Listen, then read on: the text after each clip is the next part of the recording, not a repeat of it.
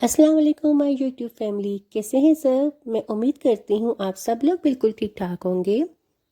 Friends, cooking with Meerab में आज मैं आपके लिए लेके आई हूँ तिल की चिक्की। बहुत ही मज़ेदार है ये, बनाने में भी बहुत आसान है, बच्चों बड़ों सबको बहुत पसंद होती है। आप चाहें तो इसको 5 मिनट में बना सकते हैं अपने घर में, और लॉन्ग टाइम के लिए आप इसको सेव करके रख सकते हैं।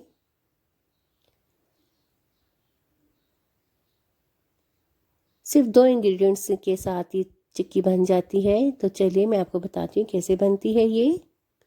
तो फ्रेंड्स, बनाने से पहले आपसे एक रिक्वेस्ट कर देती हूँ कि अगर आप मेरे चैनल पे नए हैं तो प्लीज़ मेरे चैनल को सब्सक्राइब कर लें और साथ में बने हुए बेल आइकन को ज़रूर प्रेस करें, ताकि मेरी हर आने वाली नई वीडियो का नोटिफिकेशन आपको टाइम से मिल जाया करे।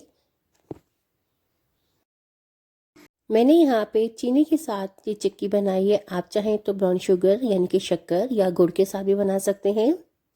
तो सबसे पहले तिल को साफ़ कर लें। यहाँ पे मेरे तिल साफ़ हैं, सिर्फ इनके अंदर 1-2-4 मग्स पड़े हुए हैं, और इसके अलावा ये ब्राउन ब्राउन तिल हैं, बाकी साफ़ हैं। तिल को फ्राई करेंगे हम 2 से 3 मिनट के लिए, ताकि क्रिस्पी हो जाए।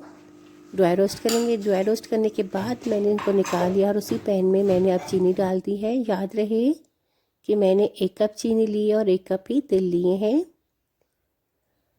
अब यहाँ पे मैं थोड़ा सा 1 सिप पानी डालूँगी, ताकि हमारी चीनी मिक्स हो जाए और डिज़ोल्व होना स्टार्ट हो जाए।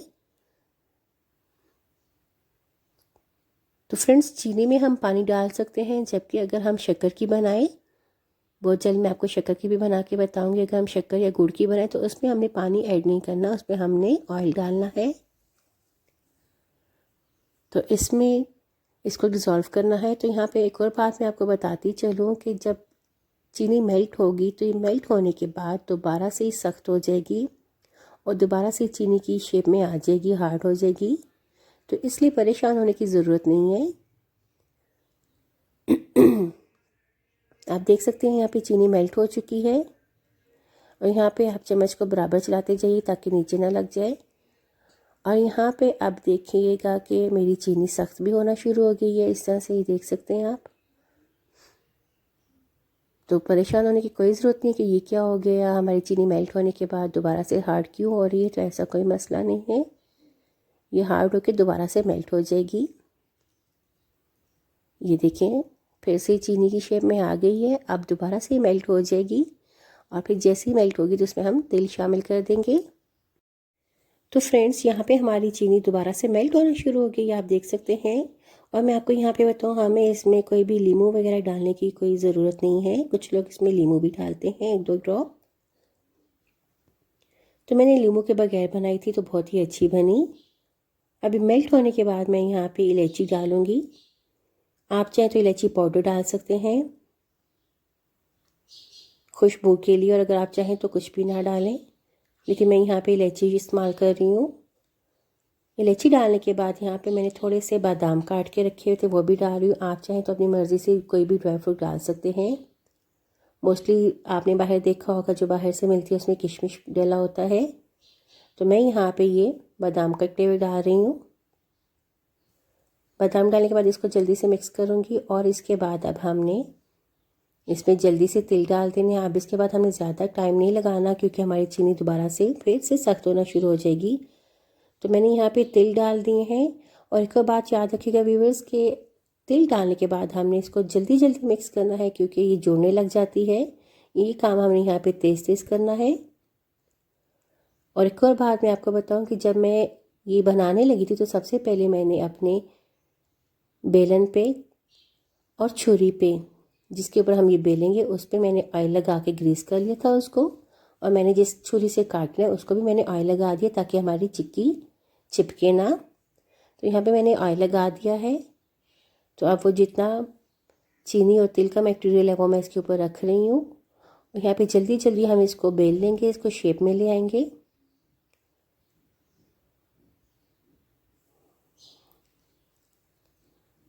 अब इसको मैं छुरी की मदद से उतार रही हूँ, और यहाँ पे आप देख सकते हैं अभी से चिपकने लग गया है, अभी से हार्ड हो गया है ये। तो फ्रेंड्स, यहाँ पे इसको सख्त होने से पहले हमने जल्दी जल्दी इसको बेल लेना है। यहाँ पे बेलन के ऊपर भी मैंने इसको ऑयल लगाया था, तो जल्दी से हम इसको बेल लेंगे। तो यहाँ पे आपकी अपनी मर्ज़ी है कि आप इसको मोटा रखें, पतला रखें। आप जितने मोटाई इसकी चाहते हैं या पतला करना चाहते हैं तो आप अपनी मर्ज़ी से इसको बेल सकते हैं। और मैं इसको मज़ीद पतला भी करना चाहती थी, लेकिन मेरा बेलन छोटा था। नेक्स्ट टाइम मैं आपको काउंटर पे करके दिखाऊंगी, बिल्कुल बारीक चिक्की बना के दिखाऊंगी। और इसके बाद मैं इसको काट रही हूँ। तो आप यहाँ पे देख सकते हैं, यहाँ पे आप कटने में बहुत मुश्किल से कट रही है क्योंकि अभी से हार्ड हो गई थी। तो शेप आप कोई भी दे सकते हैं, आप चाहें इसको स्क्वायर बनाएं, सर्कल बनाएं, किसी भी शेप में आप कर सकते हैं। तो यहाँ पे कट लगा के मैं इस पे निशान लगा चुकी हूँ। और इसके अलावा मैंने इसको 10 मिनट के लिए रेस्ट पे छोड़ दिया था। आप ये देख सकते हैं 10 मिनट के बाद हमारी चिक्की, आप बिलीव करें, बहुत ही मज़े की, बहुत ही क्रिस्पी, बहुत ही कुरकुरी बनी थी। तो बनाने से पहले हमने तिल को इसलिए 2-3 मिनट के लिए ड्राई रोस्ट किया था ताकि हमारे तिल क्रिस्पी हो जाए।